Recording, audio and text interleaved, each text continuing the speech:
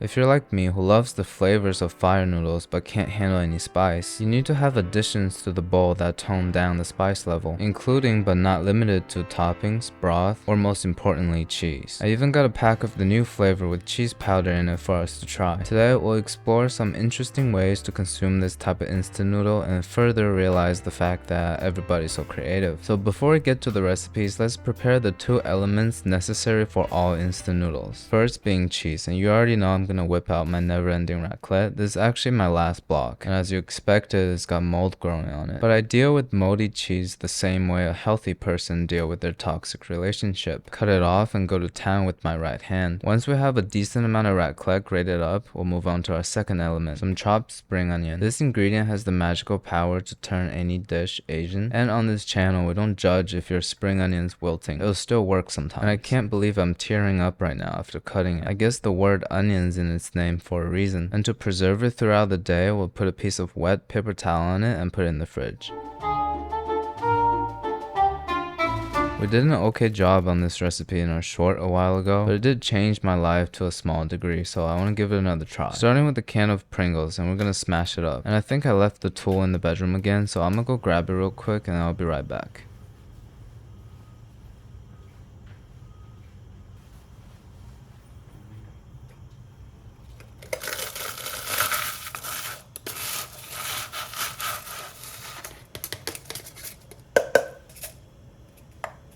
And to the crushed up Pringles, we'll add an equal amount of mozzarella cheese. And I know you guys always accuse me of doing this on purpose, but you just saw I open a fresh bag of mozzarella, and there's mold in it. I'm not even kidding. What is up with my ingredients? Whoa, that was nasty. So I'm gonna use my annoying roommate's mozzarella. He thinks it's fancy because he shops at Whole Foods. To the equal part cheese and chemicals, we'll pour hot water halfway. It's like steeping a potato chip tea. Is it poisonous to put boiling water into Pringle cans? Let me know in the comments. Stir a little bit, we'll let it sit for 5 minutes. Now let's cook the noodles. I do realize right now I'm showing you the steps of making instant ramen, but you're subscribed to this channel, so there's a chance we might mess up. We'll drain the noodles with a little bit of water left, put it on low heat and put in the sauce. We'll mix it all in, and right when it's coming to a simmer, we'll put in the cheese. A small handful should be enough. Raclette actually works really well with fire noodles because it emulsifies with the sauce. Mozzarella on the other hand becomes kind of stringy.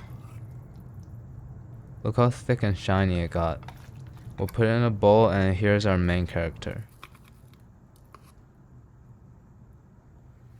I don't think we've ever had a cheese pull so intense like that. I think when we made it for YouTube short the other day, I put too little mozzarella in it. Pringles got a little granular, but this time I added enough liquid and cheese so it's perfectly smooth. Top it off with that seaweed sesame thing, and here is your pre-workout meal to run a half marathon. And you're gonna need to take multiple bathroom breaks before the finish line. Anyways, you already know the money shot is coming, so let's give it a taste and rate it 1 through 10.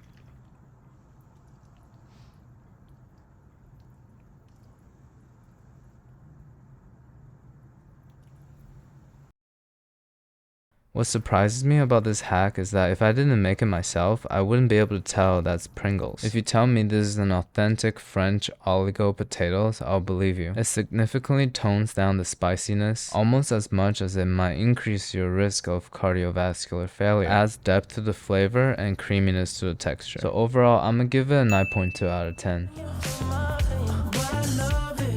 For this next one, I'm gonna have it with some broth, and the recipe I saw online uses milk as the broth base. This is my roommate's milk because his dad is around. Also put some water in it and we'll just turn the heat on. I went downstairs to grab my package and talked to the UPS people a little bit.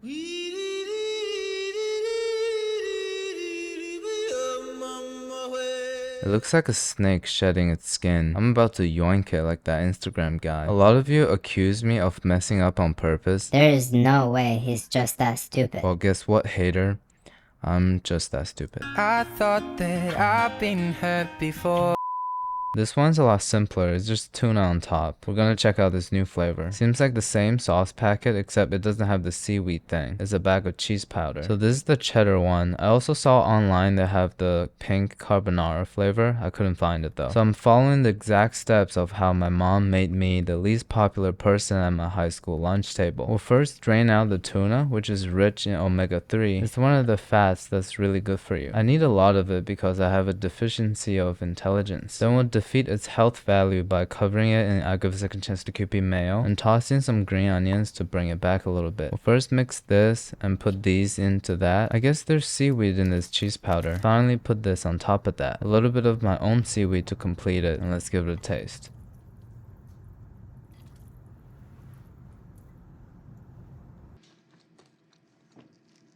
Well, first of all, I can't really taste the cheese powder, maybe because my tongue is already destroyed by the noodle. The tuna mayo does tone down the spice level, and it also gives it some additional texture. I am personally put off by tuna mayo because it takes me back to 10th grade, and past Canoe was not a great place to be, so 7 out of 10.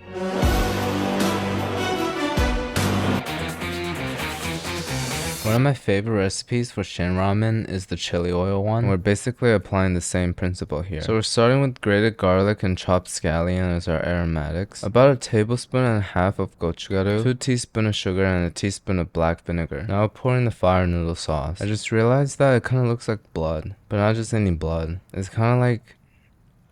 never mind. And as always, I'll be quiet for this next part.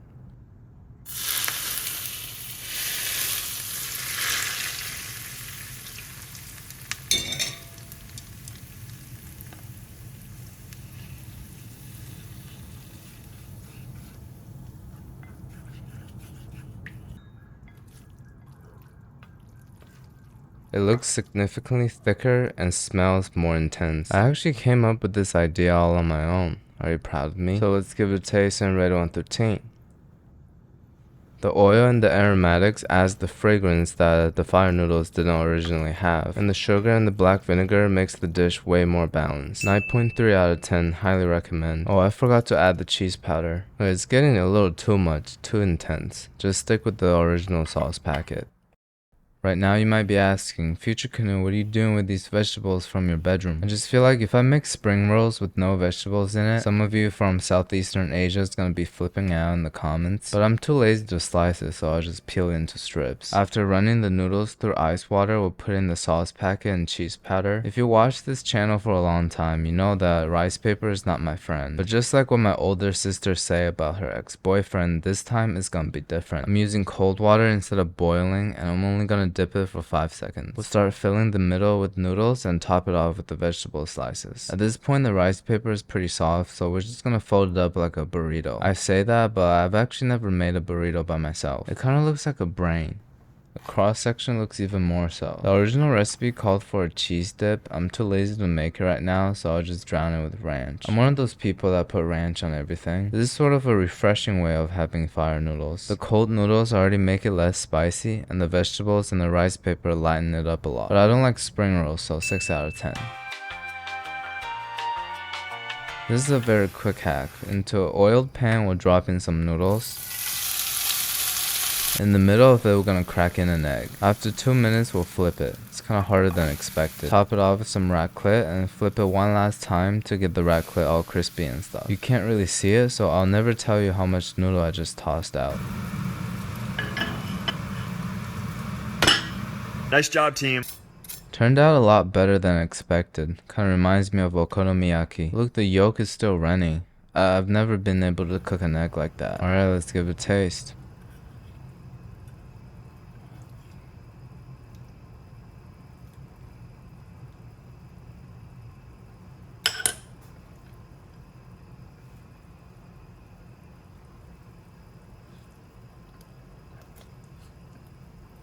It's like a spicy ramen egg and cheese. This is such a great hack. Unlocked a new type of enjoyment in life. 8.7 out of 10. Back to our standard procedure of sauce and cheese. Now looking back at it, maybe we shouldn't have added the cheese, because it's about to get really rich. We're putting about a tablespoon and a half of creamy, skippy peanut butter in it. At first, I was a little put off, because I think the only red condiment that complements peanut butter should be strawberry jelly. Then I started thinking, the amount of times that peanut butter pleasantly surprised me in many aspects of my life has been countless, so I really shouldn't judge its power before I try it. Finally, top it off with some scallion to lighten it up. Look how thick that is.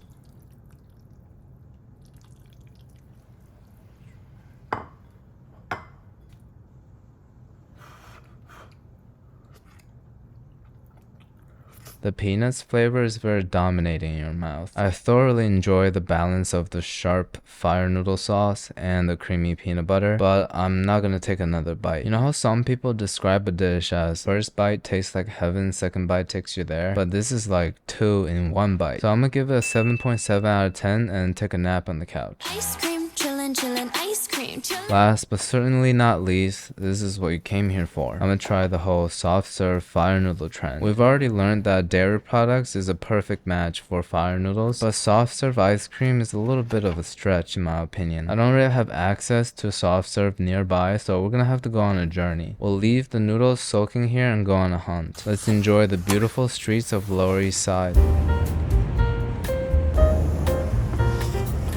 First stop at Baskin Robbins, they told me the machine's broken. I know it's not.